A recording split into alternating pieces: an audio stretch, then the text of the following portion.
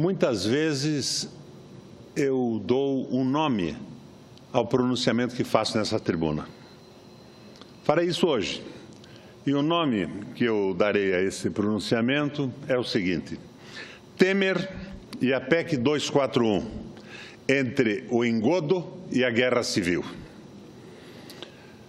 O governo interino enviou ao Congresso a PEC 241 com o objetivo de congelar os gastos públicos por 20 anos, tendo como referência o ano de 2016.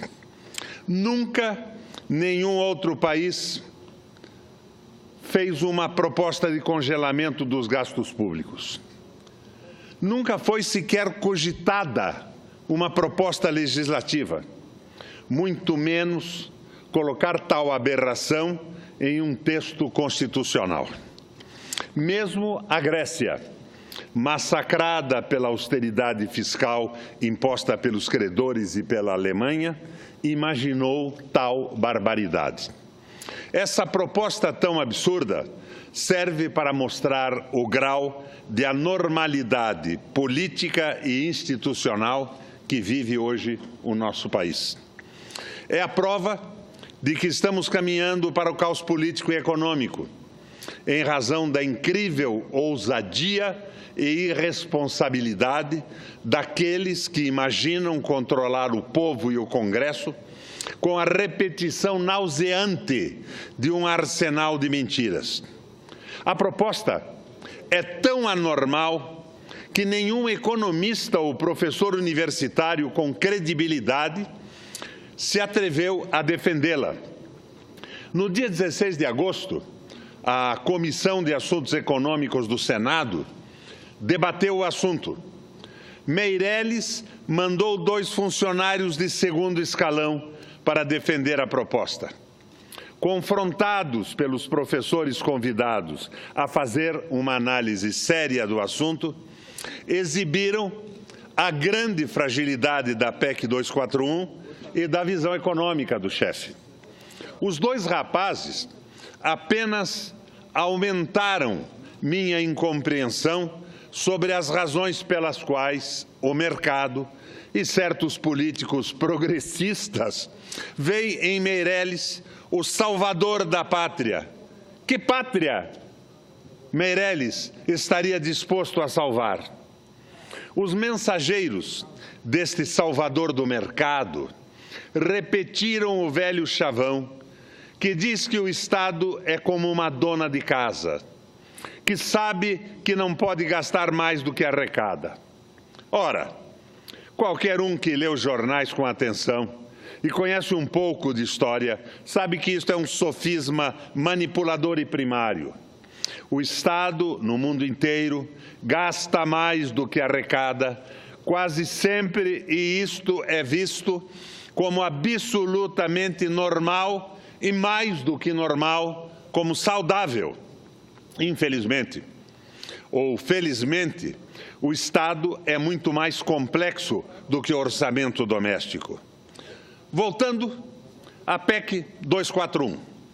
Obviamente, em termos bem simples e diretos, essa PEC promete explicitamente e, na melhor das hipóteses, que a saúde não melhore nada por 20 anos, a educação não melhore nada por 20 anos, o salário mínimo não melhore nada por 20 anos, a segurança pública não melhore nada por 20 anos, o trânsito das cidades, que depende da construção de metrô e obras viárias, não melhore por 20 anos, as condições de moradia não melhorem nada por 20 anos, mas que a população nas favelas ou em submoradias aumente significativamente em 20 anos.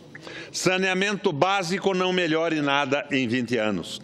A qualidade de vida da maioria da população não melhore nada por 20 anos.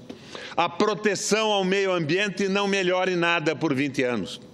Nossa justiça lenta e parcial não melhore nada por 20 anos. o combate à seca no Nordeste e as mudanças climáticas, que podem ter efeitos catastróficos, não melhorem nada em 20 anos. O desenvolvimento científico e tecnológico do país não melhore nada em 20 anos. A gestão pública não melhore por 20 anos. A distribuição de renda não melhore nada em 20 anos. A desigualdade regional não melhore nada por 20 anos. A capacidade do país se defender não melhore nada por 20 anos. A infraestrutura não melhore nada por 20 anos. É exatamente isso o que esta PEC está propondo. E olhem, senhoras e senhores senadores, que esta PEC é considerada a medida mais importante do governo interino. Falando português claro e sem eufemismo, na verdade, é a proposta legislativa mais idiota e mais desumana que eu já vi tramitar no Congresso por iniciativa do Executivo em toda a história do Brasil. Obviamente, o povo brasileiro jamais vai concordar com esta barbaridade. Não foi para isto que muitos pediram o afastamento de Dilma, mas o povo não sabe que isso está em discussão. A grande mídia, é claro, não vai dar espaço para que o povo seja informado. Ademais, os congressistas têm a voz cortada por instrumentos ilegais de tramitação acelerada, senador Humberto Costa, que excluem o debate. Além do que, uma parte significativa dos parlamentares tem medo de criticar em público e se posicionar contra medidas impostas pelo poder econômico depois que os tentáculos e os métodos agressivos de Eduardo Cunha e seus parteiros se espalharam no Congresso e no governo. A grande imprensa passou a adotar o critério de que todo mundo que pensa diferente dela é sua inimiga mortal. Começaram as investigações da Lava Jato, com prisões preventivas generalizadas, abusivas ou não, espetacularização e destruição de reputações. O Poder Judiciário e o Ministério Público tomaram para si a prerrogativa de condenar a opinião do Congresso e seu poder de legislar. O Congresso está funcionando de forma anômala. No mínimo, quando se refere a questões de interesse do poder econômico, as opiniões divergentes e o contraditório estão restritos em razão do medo e da forma de tramitação inconstitucionais e não democráticos que funcionam como rolo compressor. É o que aconteceu ontem quando votávamos a questão do diferimento das receitas dos estados. Estava derrotada a proposta do governo, quando, sem mais o que, e a revelia do regimento, num procedimento digno do Eduardo Cunha, o presidente Renan Calheiros interrompe a sessão para que o governo não perdesse a votação que já estava perdida. Esse contexto explica por que a PEC 241 pode ser aprovada, mesmo propondo explicitamente que o Brasil não melhore em nada nos próximos 20 anos. Se o nosso país já fosse o mais desenvolvido do mundo, a proposta já seria um absurdo, porque o ser humano quer sempre melhorar e progredir. Mas, com as carências que temos, como esperar por 20 anos? 2 gerações para retomar os investimentos em saúde, educação, habitação, saneamento, infraestrutura urbana e mais. Pensando bem, a PEC 241 é ainda muito pior do que isto. Sabemos que a população brasileira vai aumentar e que, portanto, nada vai melhorar por 20 anos. Pelo contrário, tudo vai piorar com a vigência da PEC 241. Mais doentes para os mesmos hospitais, mais idosos para a mesma previdência pública, mais estudantes para as mesmas escolas e universidades, Mais carros para as mesmas ruas, mais pessoas para as mesmas favelas, mais dejetos para o mesmo sistema de esgoto e tratamento de água, mais caminhões para as mesmas estradas, mais caos urbano para a mesma segurança pública, mais conflitos para a mesma justiça. Limitam-se aí os malefícios da PEC, senador Jorge Viana? Não. Esses são apenas os mais evidentes. A população brasileira está envelhecendo rapidamente. Esse fato é certamente a inspiração que alicerça economicamente a PEC 241. No dia 16 de agosto, o professor Pedro Rossi, da Unicamp, lembrou, em audiência pública no Senado, que mesmo a reforma previdenciária mais radical que Temer conseguir aprovar, não impedirá que a população brasileira continue a envelhecer. E nem a reforma previdenciária mais radical vai impedir que as despesas previdenciárias ultrapassem 8,6% do PIB em 2036. É o que disse o professor. E comprovou com dados irrefutáveis. Ora, se aprovada a PEC 241 e as despesas previdenciárias atingirem apenas 8,6% do PIB em 2036 e as despesas com saúde e educação forem congeladas, todos os outros gastos públicos, como funcionalismo, segurança, defesa, proteção contra catástrofes, obras viárias, saneamento, habitação, ciência e tecnologia, justiça, legislativo, terão que disputar 1% do PIB, não mais que 1% do Produto Interno Bruto Nacional. Porque é isto que vai restar do orçamento para esses setores. Seria, então, a destruição do Estado Nacional. O absurdo de tal proposta me faz pensar que esta PEC visa jogar apenas a sociedade contra os aposentados, a saúde e a educação pública e distrair os brasileiros para que não percebam o nível atual de juros, que é incompatível com o envelhecimento da população, com a saúde e a educação públicas. Enfim, reafirmando, os cálculos do professor Rossi mostram que a PEC 241 seria a destruição do Estado Nacional, da educação, da saúde e da Previdência. É isto que querem que o Congresso aprove?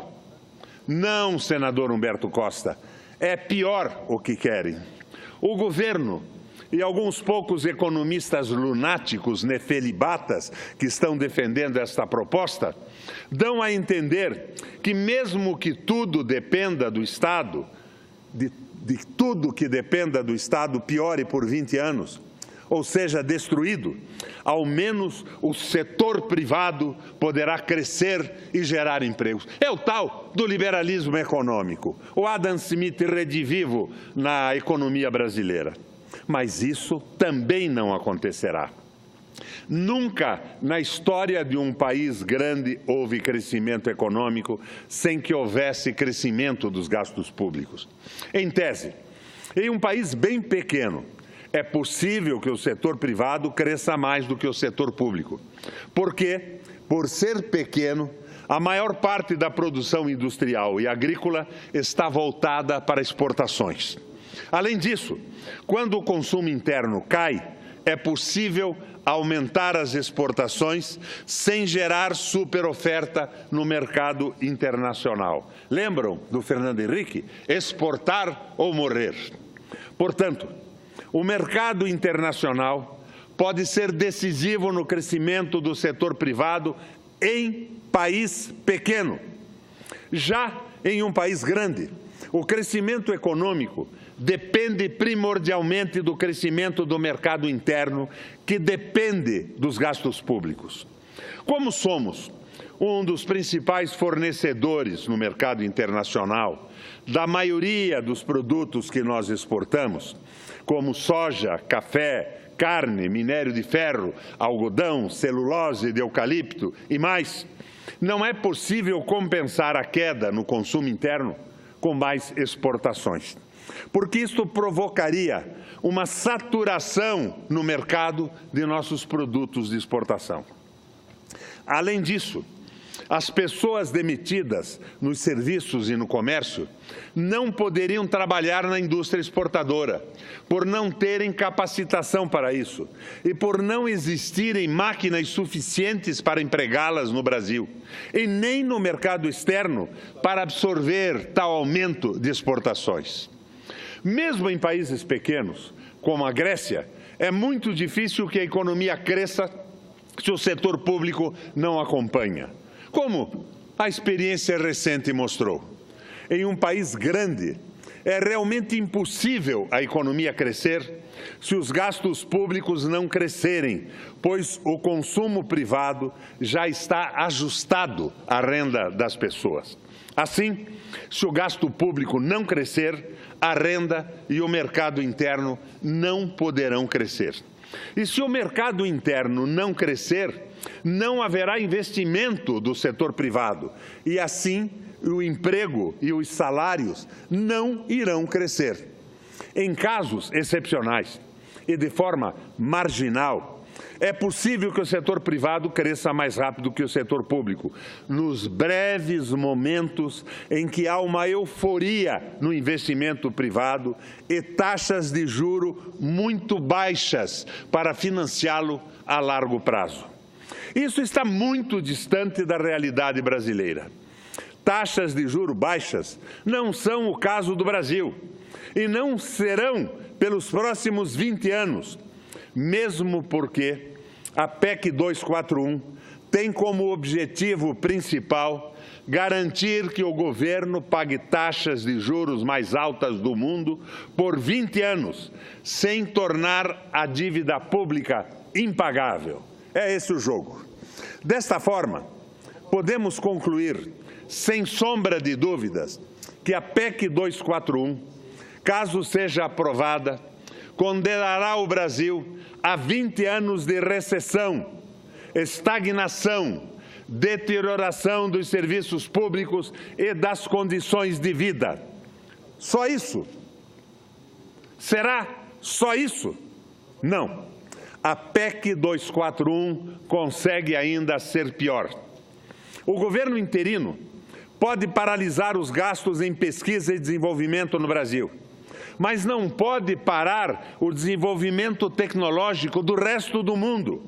Portanto, como as nossas empresas estão inseridas no mercado internacional, as máquinas usadas pelos empresários brasileiros continuariam a ser trocadas por outras mais eficientes, dispensando trabalhadores. Logo, o nível de emprego diminuiria nos próximos 20 anos. Com o desemprego crescente, os salários cairiam continuamente e, em consequência, o mercado interno encolheria, o que levaria a economia a um ciclo vicioso de depressão. Se em 2013 os jovens se revoltaram por 20 centavos de aumento nas passagens, nem posso imaginar o que fariam no contexto da depressão. Só não estamos já em uma situação revolucionária e de guerra civil, porque, quando Dilma colocou o Levi para derrubar nossa economia, estávamos no melhor nível de desemprego e com o maior salário médio da história da República. 2, a mídia e os propagandistas dos discursos de ódio nas redes sociais conseguiram convencer que estávamos em 2013 e 2014 em uma crise moral e econômica profunda, quando, na verdade, a nossa situação econômica e social era a melhor da história do país. 3, a mídia e os propagandistas do discurso do ódio nas redes sociais convenceram a maioria de que todos os problemas, reais ou imaginários, presentes, passados ou futuros, eram culpa da Dilma e que, portanto, queimar o Judas no impeachment iria purgar a sociedade de todas as culpas e todos os problemas. Desta forma, o povo demorou a sentir os efeitos da política recessiva que implantaram e ficou distraído com a divisão sórdida que criaram na sociedade, enquanto todos esperam a fogueira do impeachment apagar. Quando isso acontecer e as Olimpíadas acabarem, nem as prisões espetaculares da Lava Jato vão conseguir distrair a população de seus problemas reais e de que o governo interino está pretendendo aprovar no Congresso Nacional. As pessoas, aos poucos, passarão a direcionar sua raiva contra o Congresso, o governo interino e suas políticas. E o governo e a governabilidade só se sustentarão com muita repressão, violência e censura. Mas, por enquanto, será possível represar a insatisfação? Caso consiga conter a insatisfação popular por um ano, o governo Temer talvez crie as condições para uma revolta popular generalizada e um provável golpe militar preventivo próximo às eleições de 2018. Se não conseguir represar a revolta por tanto tempo, o Congresso deverá então votar a eleição indireta no início do ano que vem, o que poderá distrair o povo por alguns meses. De uma forma ou de outra, e mesmo sob uma ditadura de fato, a aprovação da PEC 241 tornará qualquer governo insustentável, inviável. Ela transformará o convívio em sociedade no Brasil em um inferno, em razão da depressão econômica, da deterioração dos serviços públicos e da qualidade de vida. Neste contexto, uma ditadura levaria a uma guerra civil antes do fim da década. A aprovação da PEC 241 contribuirá decididamente para esse processo. Mas a troco de que o governo interino está propondo medidas tão explosivas? Em troca de uma suposta redução de um novo indicador contábil inventado pelos banqueiros, chamado de relação dívida bruta sobre o produto interno bruto. Não parece pouca vantagem para a distribuição de milhões de vidas e famílias? Parece, mas ainda é pior que isso. A PEC 241 não melhorará nenhum indicador contábil fiscal. Pelo contrário, piorará, porque em países grandes como o Brasil, esses indicadores só podem ser melhorados por meio do crescimento econômico ou, eventualmente, por uma forte desvalorização cambial. Se aprovada a PEC 241, o PIB e a arrecadação de impostos não vão crescer. Assim, mesmo que os gastos públicos fiquem estagnados, a dívida não poderá cair. Pelo contrário, em razão dos insanos juros que estão em vigor no Brasil, a dívida continuará aumentando. Então, quer dizer que o governo interino e o mercado ficaram loucos, estão possessos ao propor tal medida? Perderam a noção da concretude das coisas? Não acho que seja isso. De fato, existe um fanatismo de mercado que é incapaz de perceber as tendências suicidas do fundamentalismo neoliberal. Mas esse certamente não é o caso da pragmática cúpula do governo interino. Eles não têm convicções neoliberais, porque não têm convicção alguma. Essa mesma cúpula, ao promover o maior déficit primário em décadas, já traiu o mercado e as próprias promessas neoliberais contidas no documento Uma Ponte para o Futuro. Eles não são tão idiotas e irresponsáveis quanto parecem. Acredito que a PEC 241 não seja para valer. Ela é só uma cortina de fumaça para nos distrair, enquanto aprovam o que realmente lhes interessa. O que interessa ao Serra, o que interessa a Shell, o que interessa a Chevron, o que interessa a geopolítica norte-americana. E o que realmente interessa para eles? A entrega do pré-sal às grandes multinacionais norte-americanas. As privatizações a preço de banana, com os inevitáveis pichulecos. A eliminação dos direitos trabalhistas, sociais e previdenciários para satisfazer os financiadores do golpe. O governo interino não quer realmente aprovar a PEC 241. Para ele, quanto mais tempo ficar em discussão no Congresso, melhor. No entanto, ao mesmo tempo, eles têm que mostrar ao mercado que estão se esforçando para aprovar a PEC rapidamente. Isto significa que os grandes tubarões do mercado são, então, suicidas? Não. Eles são tão pragmáticos quanto a cúpula do governo interino. Neste momento, os tubarões do mercado estão atrás de pretextos, de factoides que provoquem uma euforia compradora das ações, empresas e títulos que eles adquiriram a preço de banana nos últimos 2 anos, em razão da crise econômica por eles engendrada pela política de austericídio do Joaquim Levy. Ao mesmo tempo, o governo interino está, na prática, se lixando para a responsabilidade e austeridade fiscal, pois promove o maior crescimento do déficit primário em décadas. Desta forma, a PEC 241 é o único álibi que pode justificar algum respeito do atual governo à austeridade fiscal.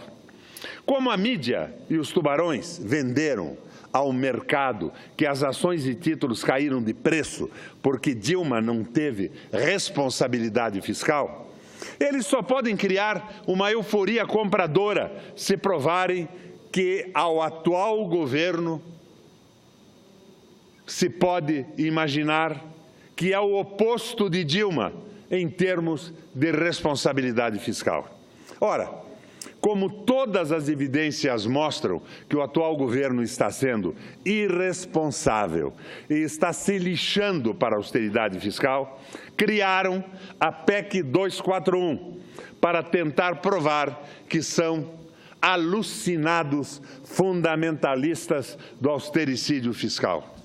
Por alguns meses, isto há de embalar as histórias de carochinha que a mídia vai contar sobre a conversão da cúpula do governo ao fundamentalismo de mercado e, assim, dar embasamento narrativo à euforia das bolsas para vender a preços elevados as ações que os tubarões compraram a preço de banana nos últimos 2 anos.